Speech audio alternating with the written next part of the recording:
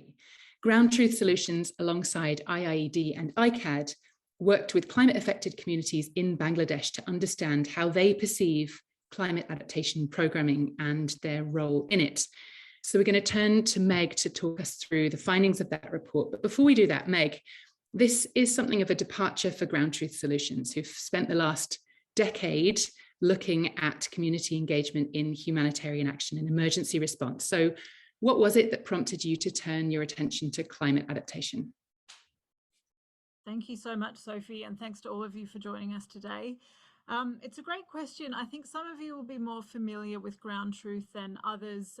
Essentially what Ground Truth does is tracks perceptions of people who are impacted by crisis and tries to support the turning of their views into a performance metric for various sectors, as well as inspiration for iteration or improvement in the way that humanitarian programs are designed and monitored. And basically the reason that this organisation was established was based on the fact that in humanitarian systems and programs, there wasn't really a lot of attention on how aid recipients were experiencing aid programs when it came to how we monitored the effectiveness of humanitarian programs, or how we sort of decided whether or not they were working. When we started doing that, when we went out to different populations affected by crisis, sort of en masse, not really relying on these small pockets of anecdotal evidence, to really ask them not just what they received, which was the basis of a lot of third-party monitoring, but really what they experienced and what they thought. One thing that we have found, which has been really striking, is the gap between how crisis-affected communities and aid recipients see things and how aid providers see things. And we've found that throughout 10 years of humanitarian work with Ground Truth Solutions, and I think it's just become sort of a fact that we can't avoid, that if you don't really proactively speak to people who are supposed to benefit from programs, it's really hard to understand how those programs are working or they're not. Working in this way in the humanitarian sector has enabled quite a few changes that have been really positive. I think now perception tracking is definitely accepted as a way that we should be monitoring humanitarian assistance. Indicators based on people's perceptions are now used as quite acceptable means of monitoring the effectiveness or otherwise of programs. And people's feedback quite directly has influenced both programs at the sort of implementation level, as well as coordination at the national level. But on top of that, has really directly influenced quite significant reform processes in the humanitarian space. And so I think moving that sort of methodology to the climate arena, while it was a conscious choice, it was also sort of something that happened naturally for two reasons. I think one was knowing the scale of the climate crisis and the climate adaptation challenge that we have, and knowing what we know about this gap between the way that people see things and the way that program managers see them, we sort of felt like it would be irresponsible to not see whether this is something that should be done in this different sort of environment. But secondly, it was also just based on what people were telling us in humanitarian aid. So we do a lot of feedback that is designed around finding out how people perceive humanitarian action, but obviously most people now, particularly in humanitarian crisis settings, live in places that are being quite drastically sometimes influenced by climate change. And what they want is longer term solutions that address climate and a whole range of other things. So that was really why we moved into this work. I think what we found was quite interesting, as I'll go into now. But I think the adaptation, or the sort of expectation perception gap that we saw in humanitarianism, definitely from our pilot research applies across the climate adaptation arena. So with that, I might run through quickly some of the findings of our Bangladesh work. I will share my screen and hope that it works, which it currently isn't. So just give me a minute. Elisa, would you mind sharing yours? Mine is not going to cooperate.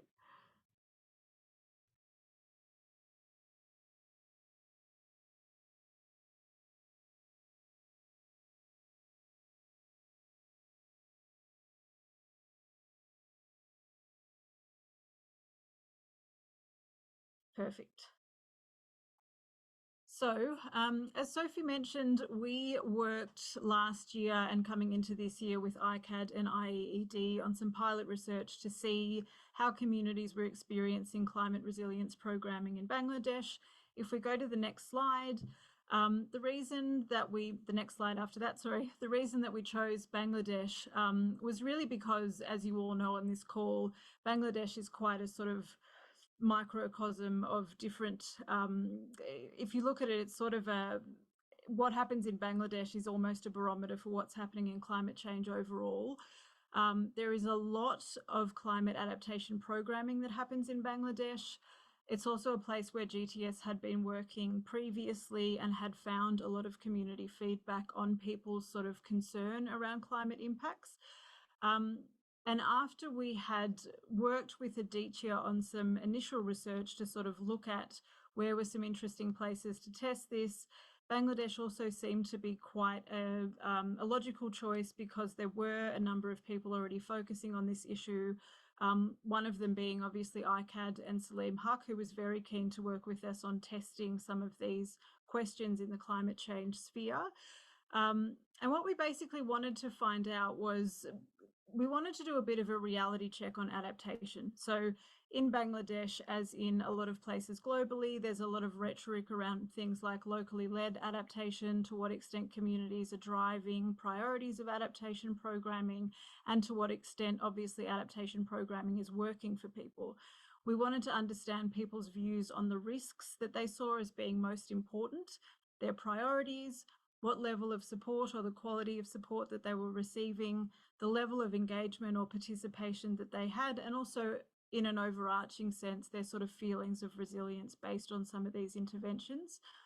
We wanted to track this, first of all, to establish some kind of baseline. The way that ground truth methodology works is very much cyclical, so we don't tend to do one-off surveys. We do sort of survey work. We couple that with a lot of qualitative work and dialogue, and we use that to track or inspire improvements over time. So it was really important to us to get this first sort of snapshot. And we also, of course, wanted to see the potential of an approach like this to try to close that adaptation gap a little bit. Next slide. We did the work in 3 areas. So the first one was Sirajganj Sadar, obviously inland, but a place that is very prone to flooding and erosion. And then coastally, we looked at Golachipa and Shyamnagar. All face sort of different but compounding climate threats, and all areas where there is, at least if you look on paper, a lot of different climate adaptation programming underway. So in these areas, we did surveys, and we also followed up the surveys with focus groups and discussions to try and dig a bit deeper into what we found out. Next slide. We spoke to, survey-wise, 2,376 people. As you'll see here, this is just a quick demographic snapshot. We always try and get a gender split, so quite an even split between men and women. We also disaggregated all of our work by age, also by disability. I am not able to, because of time, present to you sort of all of the different demographic breakdowns that we have. A lot of them were also not that significant statistically, so we've tried to sort of condense the data to present now in a way that is quick, but I definitely would encourage you to have a look at our report if you want to understand a little bit more about some of those different breakdowns or the data in a little bit more detail. Next slide. And looking at these 3 upazilas or sub-districts, what was sort of interesting when we got the results of this work back and started discussing it more, we've sort of grouped, so the coastal regions we've grouped together because a lot of the findings that came out of those were sort of not similar, but similar enough that you could use them to tell a bit of a story. Sirajganj Sadar, on the other hand, really stuck out as a bit of an anomaly. If you look at these lists that we have here, when we ask people in these areas who provides you with support, in the 2 coastal districts, you really see, you know, government very prominently, and then NGOs, friends and family. The top line for Sirajganj was no one.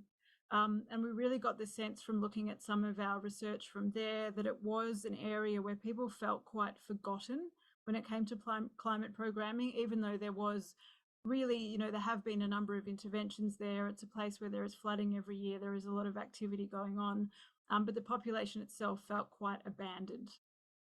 Next slide.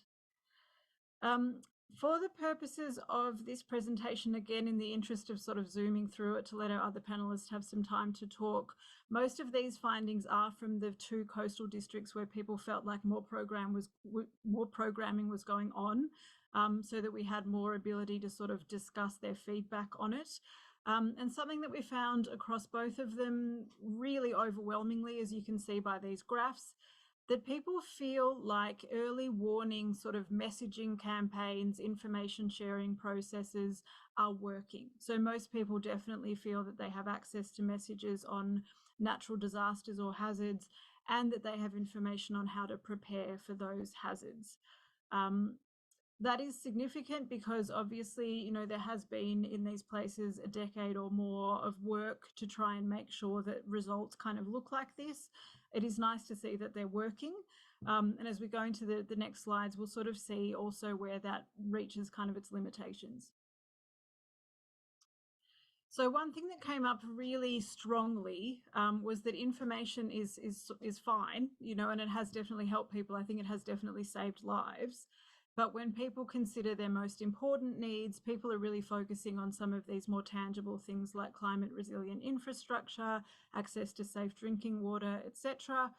A lot of people felt that they had received some of these things, or that programming in their areas definitely focused on these things, but they felt like in some cases it was missing the mark.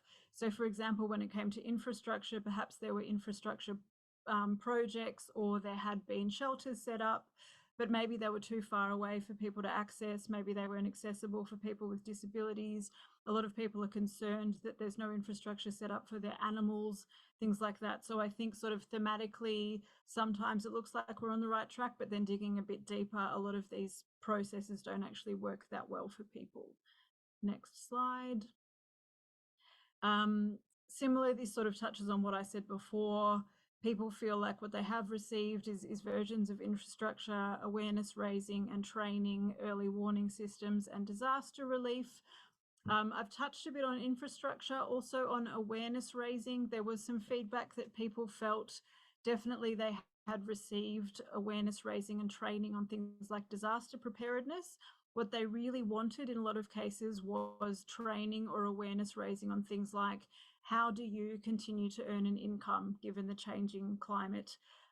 Things that sort of pertained more to longer term stability, livelihoods, recovery, and not just so much on climate change means that there will be natural disasters and this is how you sort of immediately prepare for them. There's a couple of quotes that you'll see throughout this presentation. I won't read them all, but again, feel free to peruse our report if you want to get more detailed feedback. Next slide. This was from Siraj Ganj. So when we asked people there what kind of support they'd received from the government, the people who felt that they had received support, which was 254 people, spoke primarily about disaster relief. There was some mention of social protection, infrastructure, but there were some quite powerful quotes from this area about people feeling like these short-term interventions as well were just not hitting the mark. And the one that really struck a lot of us is the one that you see here on the right, which essentially says people don't want any more rice and lentils. There is no more land to live on. And this is a place where it's just sort of constantly being battered by floods. Erosion is a massive issue. And now people there are also really, really struck by heat waves and just not really knowing how to deal with extreme heat, and also not feeling like anyone else is sort of helping them to deal with extreme heat. Next slide, please. One thing we wanted to find out about is, as we do in the humanitarian sphere, to what extent people see programming undertaken on their behalf as fair. Interestingly, there's quite a lot of sort of neutral answers to this question, as you'll see from this grey 36% box. But there are a lot of people, almost half, who feel that it's not fair. There was a lot of feedback in this report and this pilot about things like favoritism, mismanagement, unfair targeting processes, etc. And really a sense that the most vulnerable people were being left out. So even at the community level, if there were activities going on, that were helpful. There was definitely a sense that a lot of people who should be benefiting were not, for these quite unsavoury reasons. Next slide, please. Also, transparency was a really big one.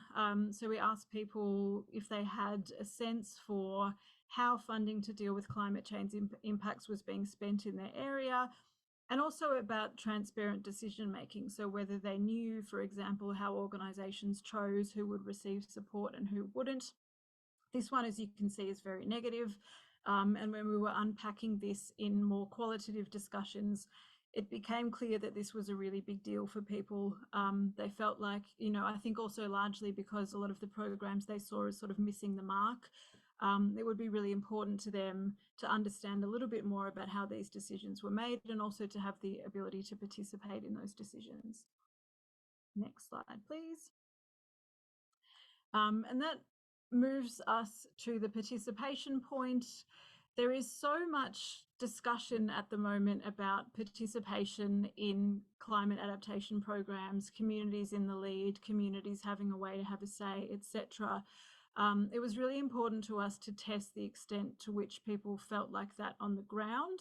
And it was not super positive. So about half of people, again, feel that people don't really have a say in the support they receive to deal with the impacts of climate change.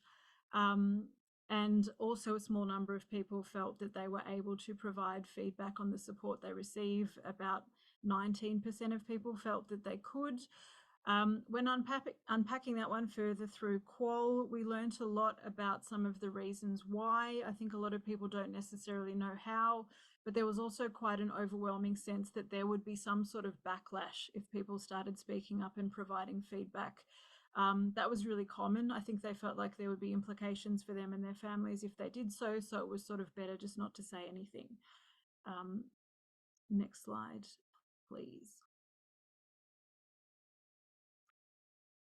I'll wrap up shortly. This has been a very, very top line presentation, but essentially throughout the work that we did, we wanted to see not just how people were experiencing things, but what their expectations were in the first place. And that's a really helpful way for us to sort of see if there's a gap between expectation and people's perceptions or realities. It's a very good indicator, one, of things that could be improved, and two, of factors that really influence satisfaction or dissatisfaction. As you can see here, the red dot is people's expectation and the teal dot is their perception of what their reality is. And on all the metrics that we asked about, from transparency to participation to influence, etc., there's quite a significant gap. Particularly on things like transparency, on both targeting criteria and finances, but also on influence. So it's interesting to look at this sort of analysis because it shows you that there's not just a sense of dejection, that people feel like, well, I shouldn't know what's going on and I shouldn't be able to influence aid, but rather people really seem to want to. And it provides quite a compelling impetus for people on the sort of programming end to design programs that hope in a way to close that gap. Next slide, please. So in terms of what's next, at the moment, our team on the ground, so our partners in ICCCAD, are currently discussing these findings with various groups in country. So they're working with local civil society actors, those designing programs, local governments, etc., to sort of discuss some of these findings to see where there may be some opportunities for improvement, and some of that has already resulted in some quite interesting and useful commitments. We're also hoping to grow the evidence base. We want to do this work in at least 2 countries, as well as to continue doing it in Bangladesh so that we can see how this evolves. Elisa, would you mind clicking through? Sorry, thank you. We're also advocating, obviously, for community feedback to be considered a metric of performance for climate policy and program effectiveness.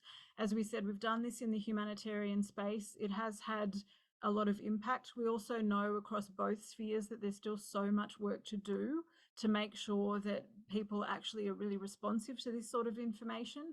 And the only way that that happens is if it becomes an accepted metric, which I think, given all of the focus on things like locally led adaptation, is possible. And finally, we're working with communities to co-develop recommendations on climate resilience. in Bangladesh. We're also discussing with various entities doing this in other places, particularly where there's been a lot of displacement, just to make sure that people are sort of equipped to be able to make decisions or to advocate as best as they can on their own behalf when it comes to climate adaptation. And I think that is where I'll stop. Sorry, that was so brief and so top line. It's probably much more interesting to read the report, but hopefully it gave you a bit of a flavour. And if you want to know more, feel free to reach out to myself or Elisa, and we can talk you through some of the work in more detail. Thanks. Fantastic. Thank you so much, Meg. That was a really clear overview and some quite sobering findings to get us started. So I'm going to turn now to Aditya. So for me, as a newcomer to this area, some of the findings in that report are really shocking. The gap between what people need and what people are receiving is really stark. And some of those quotes really stand out for me. But for you, someone who is a real expert in this area and has been looking at this issue all over the world, are those findings surprising to you? And how do they tally with your experience of what is going on globally and what is going on in other regions? Thanks, Sophie. Yes, I think like everyone else on the call, I was listening to Meg with great attention, even though, of course, I've read the report and seen this before. I think there are two things. One is the findings in themselves are really interesting. As you've said, some of the issues around perception, I think, are particularly interesting for me. But I think what Meg hasn't talked about, and what Elisa and I will talk about over the next 10 minutes or so, is the methodology that was underpinning some of the work that Meg talked about. Now, while on one hand, they seem like the results of a survey, they're actually the results of a methodology that has been inspired by, I don't know if it's technically trademarked, but a trademark methodology that Ground Truth Solutions has developed over decades through its work in the humanitarian sector, and it's called the constituent voice methodology. It is extremely evolved, extremely sophisticated methodology, but for the sake of this discussion, if I was to boil it down to its essence, it's basically an approach through which you rapidly survey people on the ground, multiple times iteratively, longitudinally, and ensure that you are creating space for subjective and perception-based indicators to be included in the survey. And so it's a pretty unique approach for a program manager or a donor to really track in high frequency what their program is doing on the ground. Now, I feel like the need for methodologies like these are more urgent than ever before, because on the next slide, almost all the big agreements that we're talking about, the big discourses, the big narratives, the big policy processes, all forefront the vital importance of communities feeding into decision making. I won't labor this point, but I'll just give a couple of examples. The Paris Agreement itself underlines the importance of traditional and local knowledge informing adaptation and mitigation decision making. The Sendai Framework for Disaster Risk Reduction has 13 principles. Many of them underline the importance of empowering communities to make these decisions on disaster risk reduction. The Sustainable Development Goals are replete with an emphasis on community engagement. SDG 6, for example, the water goal underlines the importance of community engagement in the maintenance, enhancing resilience of expanding, strengthening water and sanitation infrastructure. And finally, the Global Commission on Adaptation, which was a big effort supported by the Dutch government, and many of us, including Christina, played a vital role in it, had a very strong emphasis on locally led adaptation, which is a new discourse on adaptation that puts communities in the driver's seat adaptation decision making. And so I feel if we are to live up to the promise, all these global policy processes, we need to adopt mainstream approaches and methodologies like constituent voice that have powered some of the findings that Meg was talking about. Elisa, do you want to come in and talk a bit more about what constituent voice is and what its benefits might be? Absolutely. Thank you so much, Aditya, for the first slide. And thank you everyone for joining us today. So just to talk a little bit more about this methodology, the constituent voice methodology actually comes from an organization called Keystone Accountability that we at Ground Truth adapted and have improved over the years of applying it within the humanitarian sector. And you know, there's a lot of rationale for using it, and I will go through these now. So one thing is that it's brief and it's frequent. The idea behind it is to ensure that the quantitative surveys, for example, only take a maximum of 30 minutes. This is to ensure that we're not taking too much of people's time and to avoid, you know, incredibly large data collection exercises, for example, you know, vulnerability and capacity assessments or resilience surveys that have maybe hundreds of questions and take hours and hours. That then means that you have, you know, so much data to analyze, and it may take a long time to package that, to be able to use it to you know, change whatever you're trying to change, or to have an idea of what's going on. So the idea is that these are short surveys that take about 30 minutes. This allows us to analyze the data quickly, to bring the results back to communities and discuss it with them so that we are able to come up with some recommendations coming from the community that we can then bring back to practitioners and whoever other relevant stakeholders in order to act on these findings. The fact that they're short and easy to then analyze is that we can do these exercises more frequently. Of course, you know, how often these surveys are conducted is very much context specific, but, you know, over the last decade of trying this methodology out in different contexts, we've come to see that it's most useful to conduct every 6 to 12 months, because then it allows us to give enough time to relevant stakeholders to then, you know, address these findings, so that next time that we conduct the survey, we can really monitor those changes to make sure that they were the right changes. As we know, you know, it takes some time, some testing and trialing to get to the right answer. So that is the idea behind short and frequent surveys. And then, of course, the focus is on capturing subjective data. So what we're interested in is what people feel and what they perceive on various aspects of adaptation programs.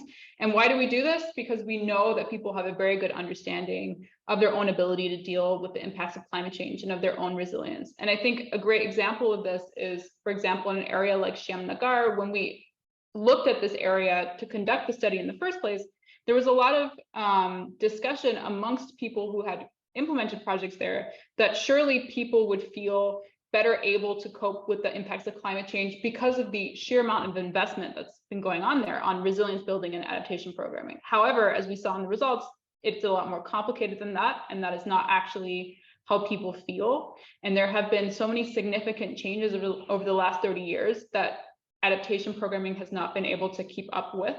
And this is what we were able to pull out of that through asking people what they felt right now. And then, of course, it also provides us a lot of insight into how responses vary across different contexts and how people are reacting to different responses due to psychological or sociocultural factors, for example. For instance, like we were looking before at the results on early warning, that yes, people have a huge amount of access to early warning, but because people can't access shelters, they may receive it but are not able to act on it in the way that they see fit.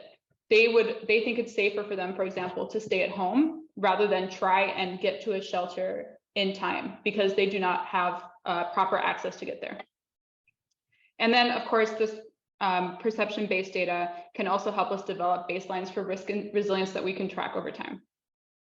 Another great aspect of this methodology that it facilitates improved performance. So we know that there's a high degree of uncertainty in terms of what the impacts of climate change are at the local level, and these are constantly changing. And so it allows us to, you know, build an adaptation response that works by, you know, tracking this over time to be able to test different approaches and tweak them as time goes on. And then we can also measure outcomes more effectively. So same example on early warning before, I think it perfectly summarizes this. And then what's also good about this methodology is that we then bring the data back to communities to help them analyze it with us to make sure that our analysis is correct and that it actually represents the context that we're working in, and to co-create solutions that make sense to them. And this is also really important for relationship building, because then people feel heard, they feel like they have input into our analysis, and that we make sure that what we're communicating to others is exactly based on what they're saying. We also have a massive focus on consistent and standardized data. So all of our research is based on a series of core questions. This allows us to be able to make comparisons over time, so we can really track improvements, over a certain amount of years.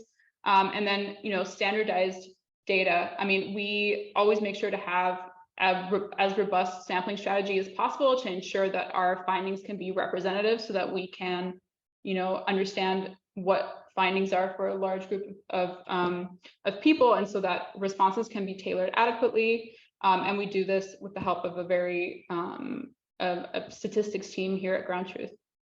Another thing is, this methodology really facilitates a deep engagement with the marginalized. The idea behind this methodology is to engage with as many community members as possible across various groups.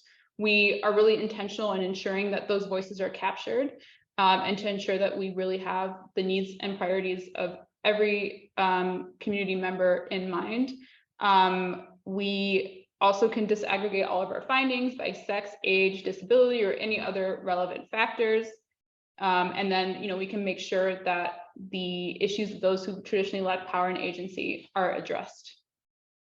Finally, I think all of this is also crucial to building trust, ownership, and sustainability. So kind of like what I mentioned earlier, one of the things that people mentioned to us a lot in Bangladesh was that they didn't really see a point to participating because they never got any responses from anyone. They didn't know what happened to their feedback. They didn't really see any benefit to sharing their perspectives. And so by continuously involving them in this process and ensuring that they're aware of what is happening with the information they're providing us, it helps us build this trust, and to make sure that they feel heard. And yeah, it also, this question of ownership, people feeling like, their ideas are taken into account, and to build effective responses. So I think that pretty much sums it up, unless you want to add anything to this point, Aditya? No, I think nothing to this point. I'll just take the discussion forward and finish up very quickly. So I think for all the reasons that Elisa just listed, I feel like this approach needs to be mainstreamed and has quite a lot of resonance for a range of other key agendas around climate adaptation, which I have listed on the next slide. And of course, the first one of this is locally led adaptation. Many of you would know that this is a salient discourse when it comes to adaptation. Over 100 organizations, including 10 national governments, have formally endorsed the principles for locally led adaptation that underpin this movement, and have committed to making sure that more and more financing is controlled by local actors and organizations. And these principles all can be brought to life through the use of the methodology that Elisa has just talked about. For instance, one of the key principles of locally led adaptation is that we need to make sure that we're not only using top-down scientific knowledge to make adaptation decisions, but we're using different kinds of knowledge, which come from the community, which come from scientists, which come from policymakers, and those are all melded together to make robust decisions. And this approach actually enables us to effectively capture different kinds of knowledge that can then be used in decision making.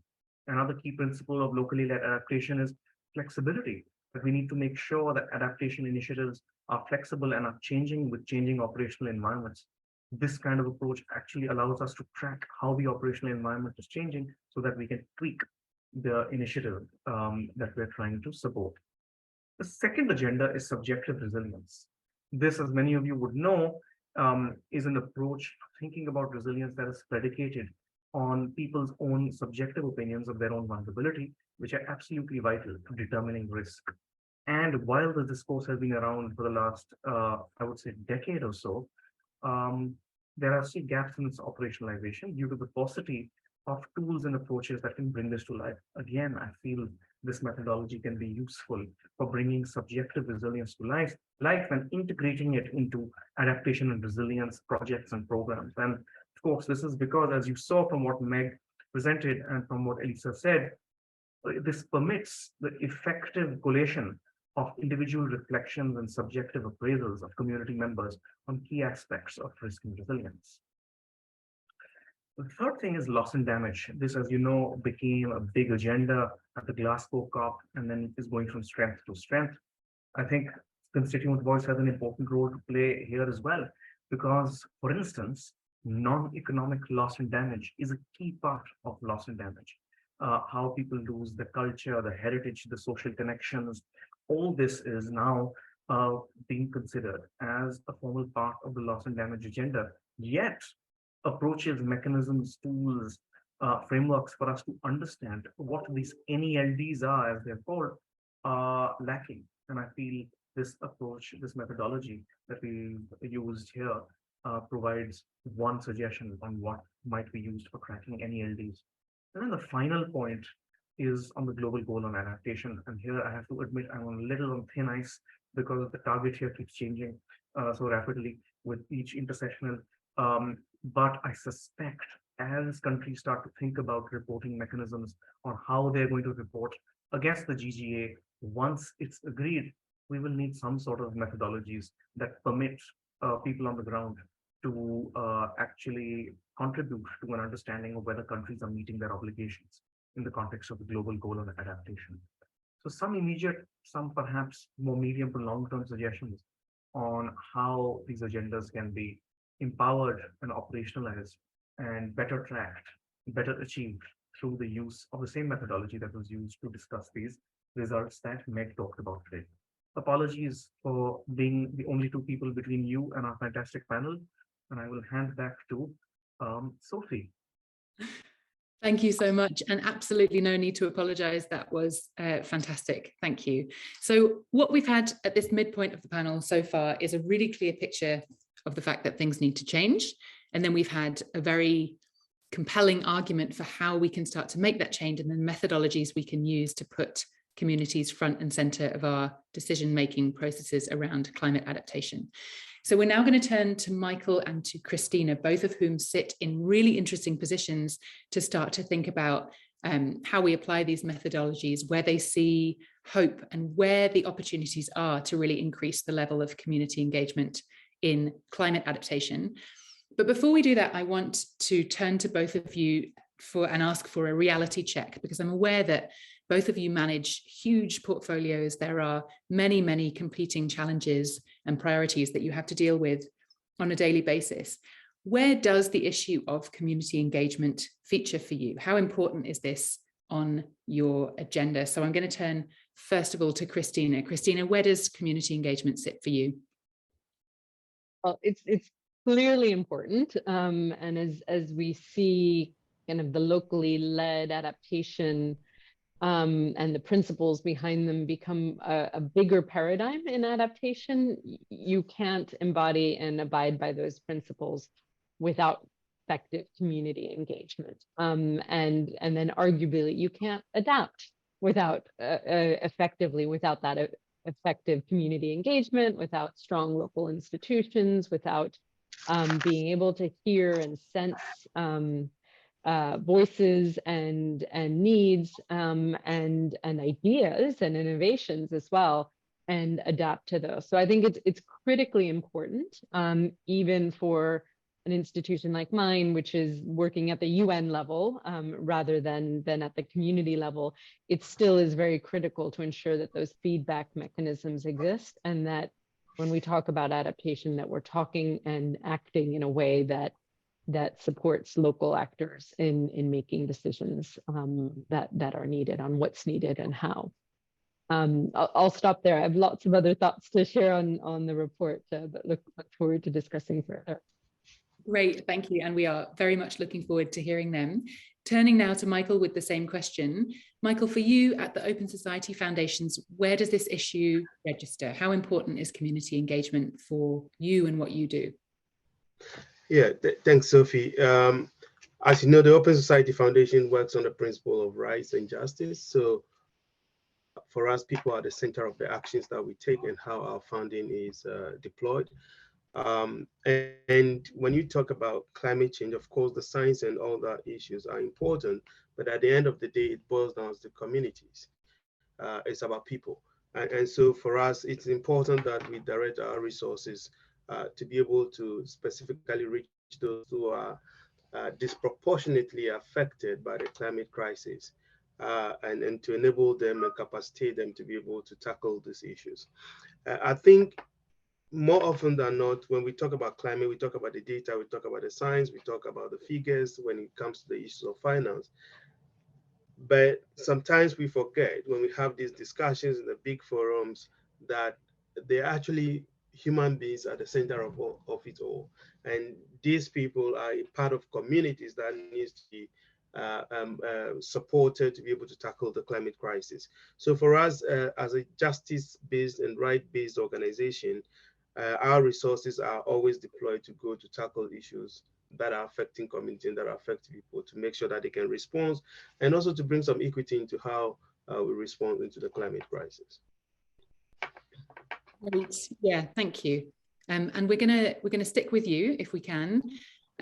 Just ask from where you sit and from how you and your organization operate, what do you see as the key operational blockages to greater community engagement? What are the practical issues standing in the way of communities really driving climate adaptation? Thanks, Sophie. So there are a couple of issues. The first one is the lack of recognition of adaptation efforts at the community level. So when you talk about climate adaptation, there's always the notion that someone needs to move adaptation strategies to the communities so that they can adapt. And I think that notion is completely wrong, and it needs to begin to change. And because we don't recognize the capacity and already the adapting behavior of local communities, we are actually not able to support those efforts effectively to so enable them to adapt effectively to the crisis. So most of the time, we are actually moving solutions to communities instead of understanding how these communities are adapting. The truth is, they are facing crisis on a daily basis. The truth is, they are adapting on a continuous basis. So what we need to do is actually to understand the mechanisms by which they are adapting to the changes, and then try to support those mechanisms so that they can scale up those adaptation efforts. I think that is completely missing. And once we miss those points, what it means is that we are also not directing our resources to the right places. So the resources are actually not reaching the communities in terms of how the resources they need to be able to adapt, because of course we have not recognized the fact that they are adapting and they actually have the solutions, and all we need to do is to support them with financially and also to build their capacity to be able to adapt. And I think that that is a major missing link in the space. And so that lack of understanding and appreciation of the local level adaptation effort means that we do not actually use those experiences in the strategies that we try to devise to be able to solve the adaptation issues. So there's a lot of exogenous solutions that are being pumped into communities that are actually not having the kind of effect that we need to have in the communities. So we need first to appreciate the fact that communities are already adapting. And what we need is to recognize how they're adapting, support them to identify if there are any flaws in the adaptation measures and processes, and to help them build effective resilience mechanisms to adapt to climate change. Then secondly, to direct the resources to those communities so that they can scale up their efforts, or to capacitate them so that where they are missing and where there are flaws, they can actually fill those spaces to make sure that the strategies that they are using are effective. And of course, that means that we need to then support them to build capacities. So those are the areas that we feel that are missing. And that's where we have been adapting, supporting our work. So our work with IIED, for example, on local-led adaptation action is actually to fill those gaps. Our work to be able to identify and build up pipelines for investment in local communities in adaptation is the same space. Because we begin to recognize the activities and the efforts of these local communities, then we are likely to create investment pipelines that draw in private sector investment also into the adaptation space. And I think those are the critical areas that we need to begin to focus on. Thank you. Yeah, that's really, really helpful way of looking at the challenge. And so turning to Christina, you mentioned you had lots of responses to the report. And I think certainly for me, again, as a newcomer, the report that we've just walked through paints a pretty bleak picture of where we are. And it feels like where we need to get to is a long way away. How optimistic do you feel about our ability to get there? And where do you see reasons for hope? Yeah, I must say I was feeling more optimistic with the results of the report. It really is very sobering. And in many ways, Bangladesh is the poster child for adaptation, the way, you know, Costa Rica has been held up for environmental protection and valuing ecosystem services. And so it's very sobering to see these results in one of the places where we go to look for best practice, and where we know there have been decades of investment by very, very wise and experienced organizations. And so I just want to recognize that this is to me a bit of an alarm bell going off, that we're not getting this right. At the same time, you know, this provides us with a tool to do it better. And so this, you know, while the results are sobering, I think it does a good job of pointing to what are the barriers that we need to address, what are the challenges that we need to address in order to get things right. So we already know that money isn't getting to the ground level and isn't getting to frontline communities. We know that the money passes through multiple hands, as was pointed out in one of the results before it gets there. There isn't a lot of transparency on the finances. There, as Michael very correctly said, there's a very much top-down pushing down of solutions and approaches rather than bottom-up decision-making, innovation around what solutions are needed. But I think this study and the tool itself, the methodology itself, provides a lot of hope, and in fact could be used to design better programs. It could be used, as Aditya pointed out, as part of the global goal on adaptation, which is a policy. I'll just double click on the global goal on adaptation for a second, but it was established in the Paris Agreement. And the goal is to reduce vulnerability, increase strength and resilience, and increase adaptive capacity. But beyond that, the Paris Agreement didn't give much guidance as to what it should be. And so there's been a process underway for the past few years to develop a framework that unpacks how we measure that, what it consists of, how we define the elements of the global goal on adaptation. And it's a very complicated process. It's very fraught. There are lots of different camps. But there have been voices saying we need to create space for more locally led adaptation, and we need to see, you know, how much of adaptation really is locally led. And there's also space created for qualitative as well as quantitative approaches to assess progress on adaptation globally. Recognizing that it won't be captured in a number or a couple of numbers and progress against numerical targets. We will need these methodologies that give us more nuance, that allow communities to tell their stories of how they aren't adapting. So I think this methodology provides a really interesting example of how we could do that, how we could animate and bring voices into the global goal on adaptation from communities. What I also really, what gives me hope about it is the iterativeness of it and the potential to show change, the potential to demonstrate that we're learning, that we might not get it right the first time. And so we're changing our practices, whether it's about transparency or targeting or decision-making, and hopefully all of the above. But I think there's opportunity through this to actually see how are we learning, how are we changing our practices to be more accountable to those on the front lines. Great, thank you. Certainly some good reasons to be optimistic in there. If I may, just to double click on your double click. Both you and Aditya now have mentioned the global goal on adaptation and the potential there to sort of build into the global goal and adaptation, or use the global goal and adaptation to make sure that we are putting our money where our mouth is as regards locally led adaptation. Maybe if you wouldn't mind just saying a few words and digging a little deeper into what exactly that might look like and where that's at the moment. Sure. So we just had intersessional negotiations in Bonn 2 weeks ago, feels like 2 lifetimes ago, but which really were at risk of coming to a procedural close, meaning no agreement.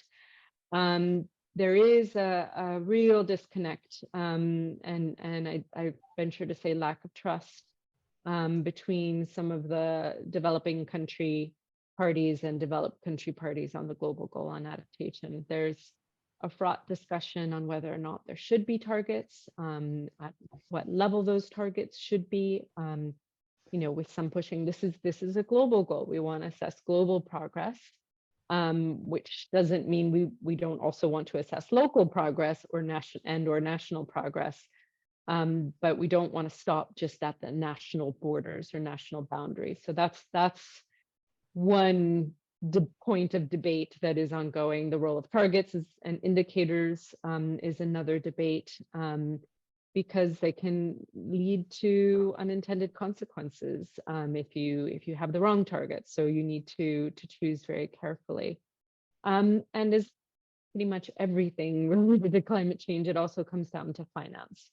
And that's the other big elephant in the room is, are we going to set targets around finance and having adequate finance for adaptation, as many countries are pushing for, recognizing how are we going to achieve these goals if there isn't adequate finance, whereas developed countries are concerned about signing up to something that they can't meet financially, and also recognizing that there is a separate process occurring within the climate negotiations around financial targets, and something that's called the new collective quantified goal on finance, which is supposed to be decided next year. So this is a goal to replace the 100 billion that was promised in the Paris Agreement. Great, thank you. Sorry, just one more point. So in brief, there's a lot of big issues. It's messy, but I do think there is a space to keep advocating for locally led adaptation in this framework, to formally feature and to suggest this as one of a basket of methodologies that could be used to assess progress over time. Thank you so much, and it is good to hear that you remain optimistic about progress. I think one thing we are learning as we learn more about this world is we thought changing the way humanitarian action worked was complicated. This is something completely different. So maybe I'll call on Meg later in the discussion to reflect on the differences there. Thank you. So Michael, turning back to you, you mentioned at the beginning of your last intervention that Open Society Foundation, the organization you work for, is an organization committed to climate justice, and that climate justice underpins everything that you do. And I think you pointed to the big picture issue here, which is let's not start from exogenous solutions, but let's start by listening to and learning from communities and helping them to scale things they're already doing. Can I dig a little bit into that and ask, what is OSF and what is your program doing to make that happen? What's the strategy here for getting to a more just climate system? Yeah, so there are a couple of areas we are working on to try to create a just society, particularly when it comes to issues on climate, and we're tackling that from a couple of different fronts. The first one is that we are actually working, like our work with IIED, to reach out to the local communities to be able to understand what the issues are, to understand how financial flows are taking place to reach communities to be able to adapt to the climate crisis. So that's one in terms of how we deploy finance, and you working with NGOs, local NGOs, and international NGOs to be able to reach that goal. The second one is that we are working on parliamentary efforts in terms of getting national level select committees on climate to be able to have specific regulations and laws that deals with the issues of climate at different levels. What we've realized is that in many countries, particularly if you take Africa into as an example, you do have different committees on science, on technology, but you actually don't have a specific focus on climate at the legislature. So we are trying to work on that. And in doing that, we've also been trying to link them to like I said, the African parliamentarians at the continental level, but also at across the continent, particularly globally with, for example, with Congress, and also working with the EU Parliament, for lessons to be learned as to how to deal with the issues at the local level, and how to legislate and how to develop policy that will help localizing climate adaptation at the country level. The third bit that we are doing on is actually how do we attract finance to the local communities to be able to deal with the issues. And so what we are doing in this space is that we are actually incubating, funding a couple of organizations that are incubating solutions, identifying solutions that can create the opportunity for further investment into the local communities on climate issues. We need to build pipelines for investment. Of course, if we talk about finance, we still recognize that the biggest source of finance is the private sector. Government, particularly in developing countries where most of the effects are disproportionately felt, actually do not have the finance to be able to reach down to the local communities. That's a major issue. So you have a community, a country that is actually interested in solving the problems at the local level, but the resources are not there for them to solve it. So, and if you listen to President Ruto at the Paris Climate Summit and all the buzz that is coming out, it's again issues about finance and how developing countries can have finance to be able to deal with some of these issues. But what we want to do in this space, or what we are doing, is actually trying to work with organizations to create a pipeline, identify where the investment opportunities are at the local level, create a pipeline, and then attract private sector investment into those local communities.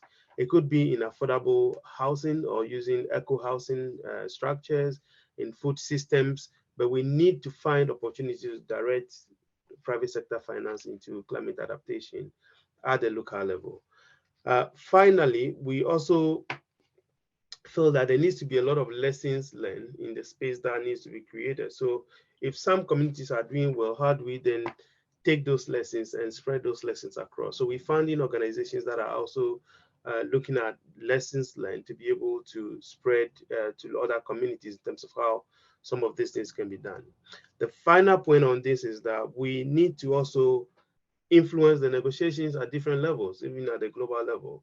And so our work with, let's say, the Africa group of negotiators, for example, is to build the capacity to enable them to do that.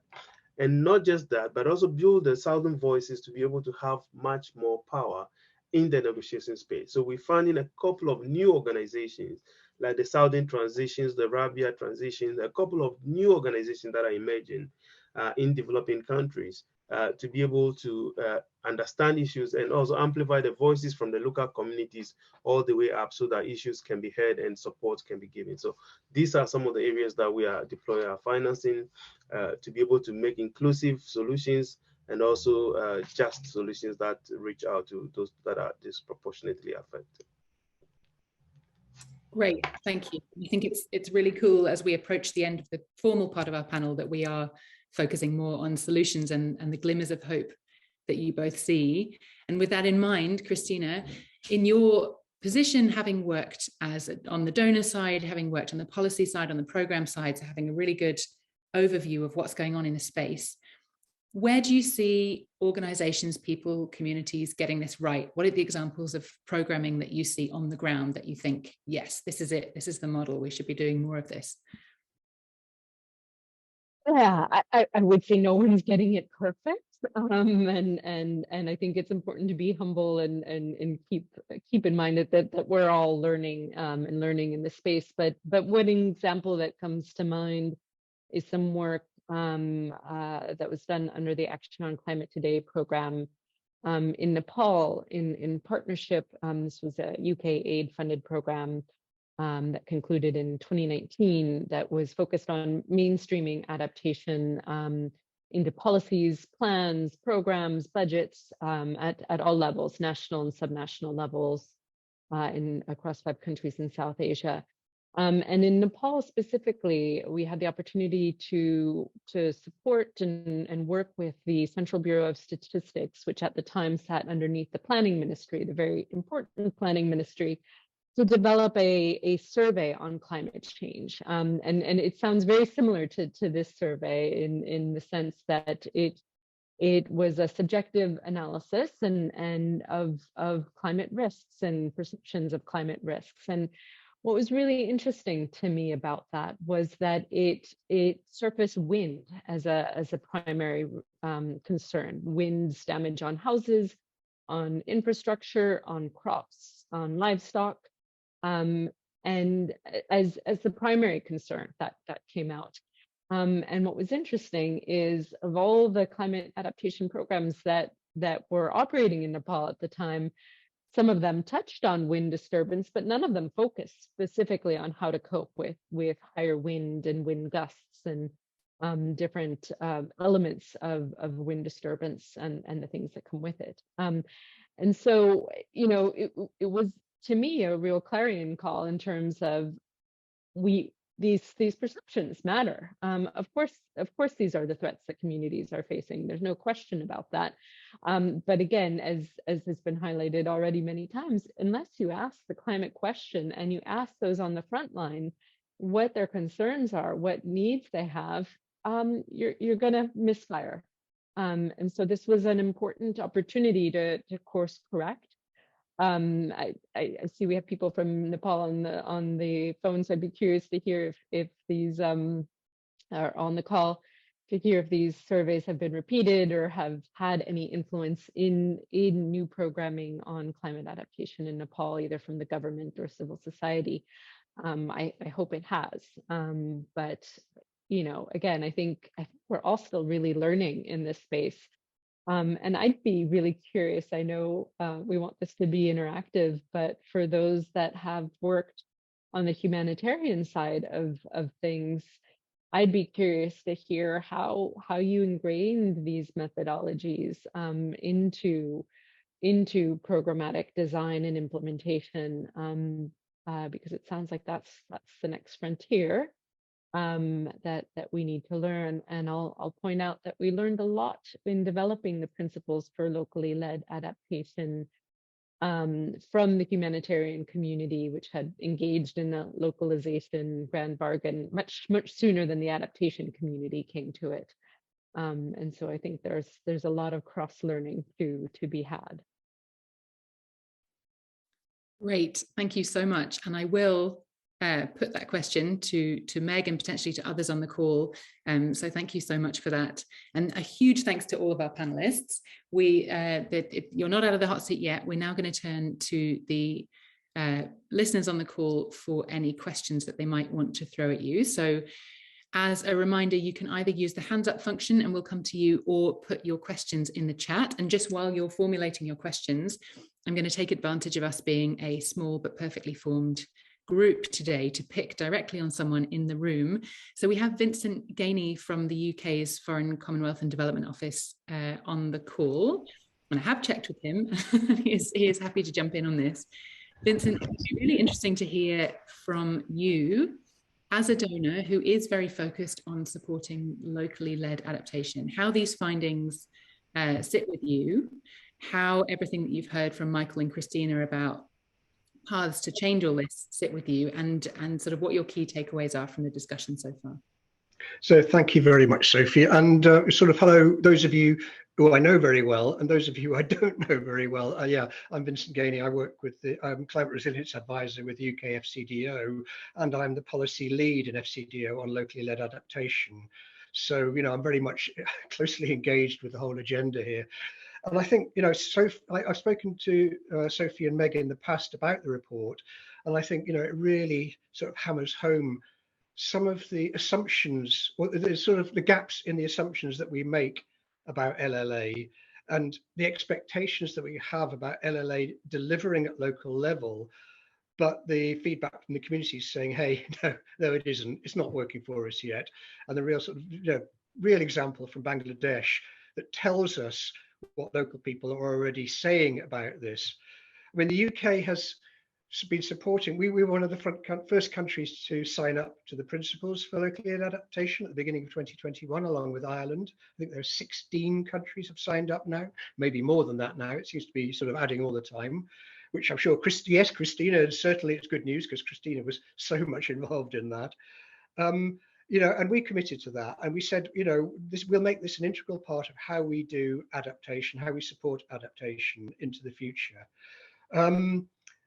We're still mainstreaming that at the moment, but in order to kind of provide proof of concept, we've also been working, we work very closely with IIED. So those of you with IIED, I know you well, we've worked a lot together, and we're supporting the LDCs, the Least Developed Country Group, who are trying to sort of roll this out and prove it across a range of countries in Africa and Asia.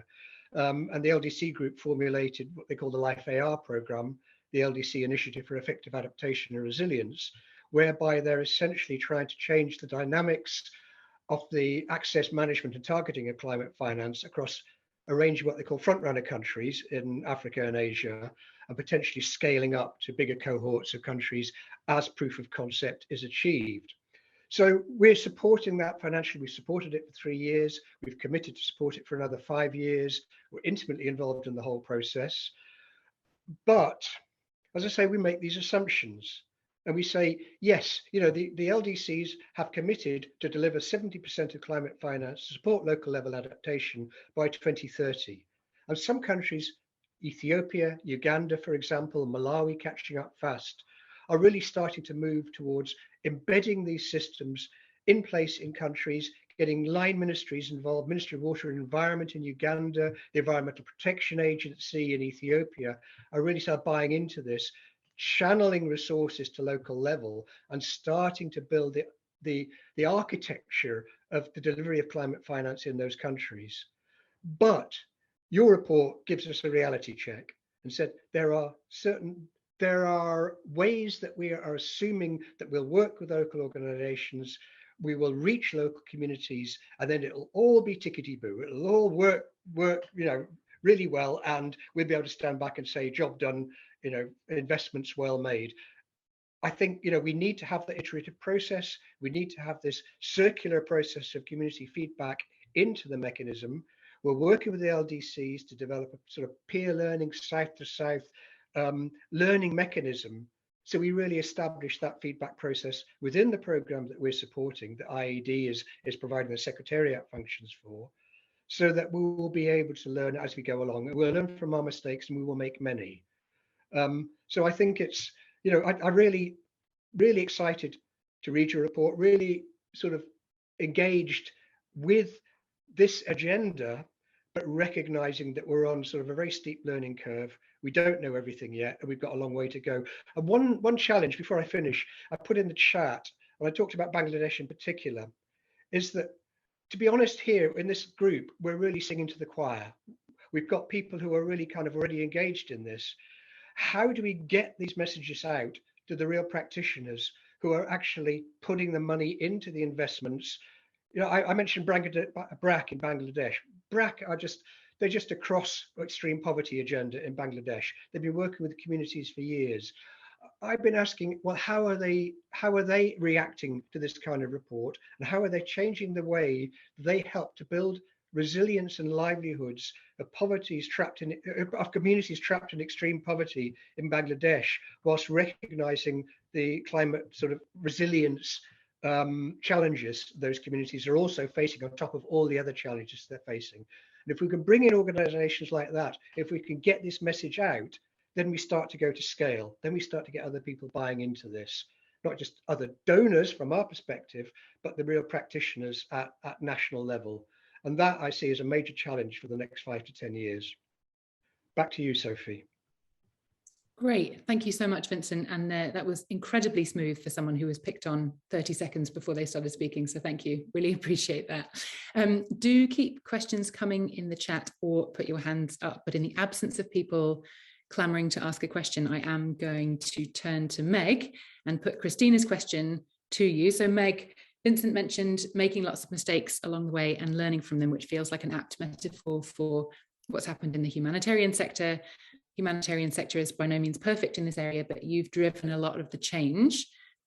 What are the key lessons you'd point to for how that change happened?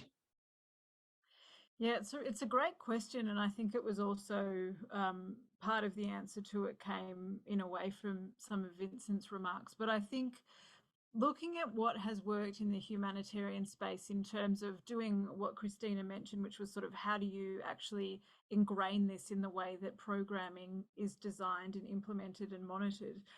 I mean, we found that it's easier to do that the more limited your sphere is. So when you're looking at individual programs, that's where actually Ground Truth had the most initial success and was able to sort of build up this notion that if you kind of systematically include people's perceptions and views and look at that as a cyclical iterative process, programming can improve. And that was really picked up by a couple of agencies early on. Where it gets more difficult, but also I would say exponentially more important, is when you start broadening it out to look at a region or a group of programs, and then it gets harder still at the sort of national level. But the reason that's important is if you look at the findings of, for example, the climate report, most of these things can't be addressed by one actor. And I think Michael had really amazing examples of that and things that could work if you sort of started from community views and worked upwards. You know, climate adaptation is a huge challenge. And so what constellation of actors do you need to bring together to try and meet some of those challenges? And in the humanitarian space, you know, that's been more of a messy, very advocacy heavy process for us. When you start to look at coordination and then kind of national coordination involving a range of actors from implementers to donors, etc. And then actually it gets a little bit easier when you go one step up from that, which is the global policy level, because by then you have a lot of information about what works, what doesn't, what the barriers are, what needs to change at the policy level. But I think on the climate side, where that's sort of complicated, but also where there's a lot of possibilities, is in the humanitarian sector. You have, for better or worse, these quite limited and in a way controlled structures. So there's a more limited scope of activities, and there are accepted structures for coordination, for how we decide how sectors work, for who does what, understanding sort of traditional funding sources. And those of you who are sort of on the funding side of climate adaptation know, I mean, it's a more kind of spread out and complicated and huge undertaking with so many more players. But I think you could apply the same principles of what it takes for this to work and what it takes for the uptake to sort of take hold. One is incentives, and I think funders have quite a significant degree of power there, but it's also helped a lot by transparency. And so we have found that the combination of, you know, solid data on what's working and what's not, coupled with a few really committed funding sources who've been willing to put themselves out there and say, we're on a learning journey, you know, as you've all just said, we're not going to be perfect, but we want to know what's working and what's not. And we want to see our grantees as well as ourselves reacting to that and changing our behaviour. And that's sort of more of a cultural change. So the more that takes off, the more people are inspired by it, feel a bit less insecure about it, I guess. And then eventually it becomes accepted. And that can also lead to more rapid things like global policy change, so that therefore it sort of becomes demanded or accepted, at least, that this behaviour would be undertaken. And I guess if you look at, you know, who is sort of influencing this kind of behaviour, so you have funders, you have your doers as your implementers, and then you also have this sort of enabling environment. And I think something that's great in climate is the enabling environment, again, for better or worse, is much more broad. So it's full of, activists. There's a huge focus on social justice. There's also now this huge sort of crossover with the humanitarian space when it comes to focus on loss and damage, locally led adaptation, etc.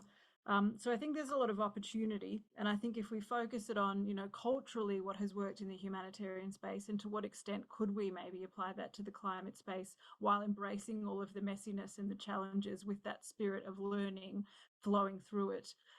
That's where I think maybe we could look at some promise or, hopefully some success. Great. Thank you so much, Meg. And Christina, did that answer your question? Was there anything else? Yeah, no, that's really interesting. It gives some openings. And one of the things I was reflecting on is, yeah, we don't have the same protocols or structures that the humanitarian sector, if I can call it that, has. But in a way that also means we have maybe a few more degrees of freedom to create new protocols, to create new frameworks that we use across the board on adaptation. But also we need some of those funders to step up and say, we're going to learn, we're going to make mistakes, but we're going to be transparent about it, and we're going to hold ourselves accountable to improving over time. And I think that's a good challenge for us all to work towards in the weeks and months ahead. And certainly those that signed up to the principles for locally led adaptation might be a good place to start. Yeah. Yeah, I think that's a really important point. So we are coming up to the close of the session, and again, please feel free to put any last minute questions in the chat, but in the absence of questions in the chat for now, I'm going to turn to each of our panelists in turn and just ask you to share. Sophie, I think Daniela might have a question. Oh, I'm so sorry. That is me not looking at the question box.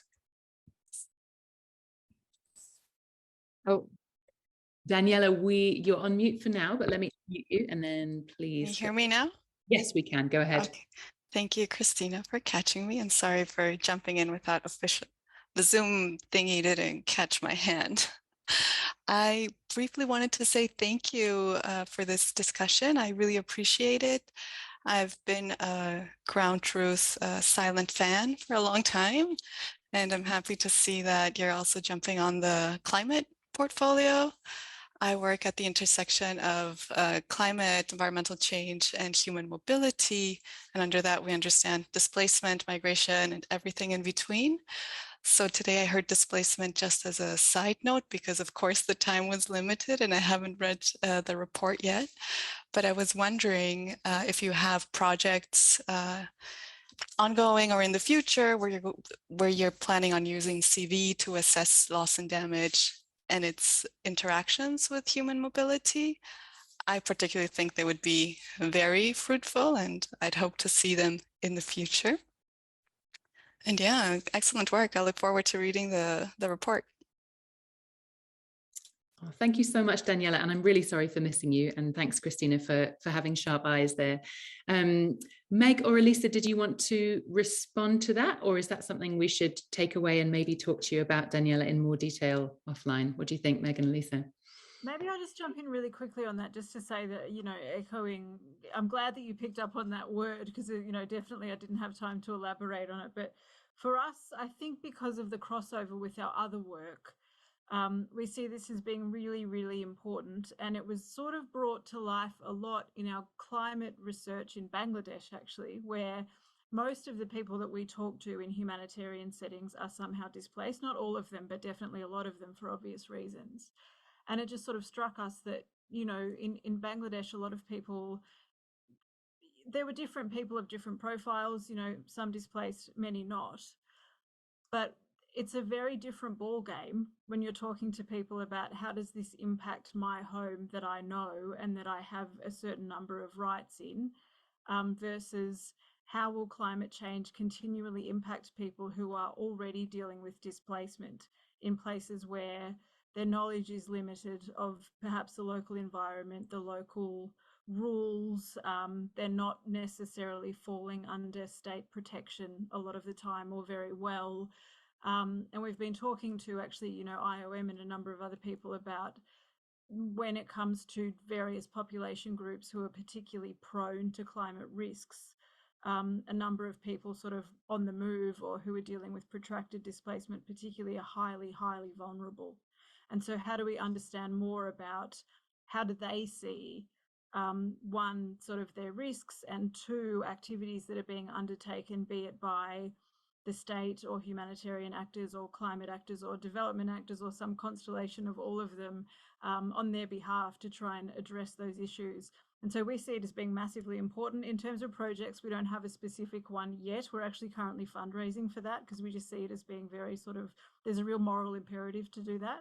But as yet, we're still sort of seeking resources to be able to make it a reality. But we have some concept language and things like that that we'd be happy to discuss with you or share with you if you were interested in sort of fleshing that out with us a bit further. Thanks. Thanks so much, Meg, and thanks for the question, Daniela. That's great. I think with 2 minutes to go before we close, I will give a huge thanks to all of our panelists today.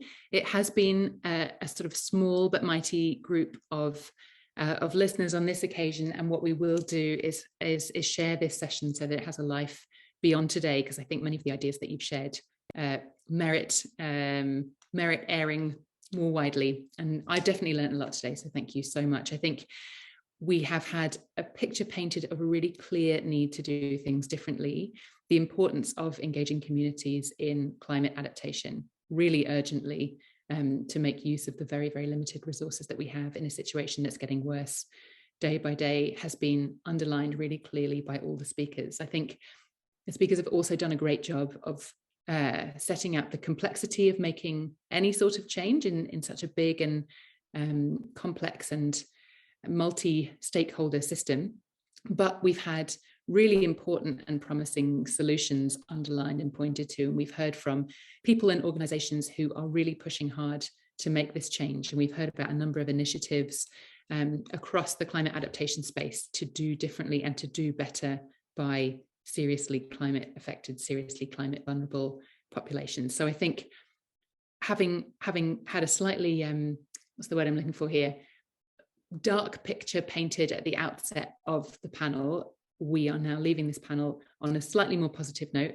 There are reasons to be optimistic, there are solutions in the works, and we look forward to continuing the conversation with many of you and to taking some of these ideas forward about how we might put those solutions into practice. So a huge thank you from me and to all of our panelists today, and for all of you for making the time this very busy week to joining us. I can see messages in the chat saying do reach out to us, to the Ground Truth team, to Meg and to Elisa, if you have any questions or if there's anything you've heard this hour and a half that you'd like to follow up on. So a huge, huge thank you to all of you. Enjoy the rest of London Climate Action Week. I hope it's fruitful and full of good ideas, and we look forward to connecting with you all soon. Thanks so much.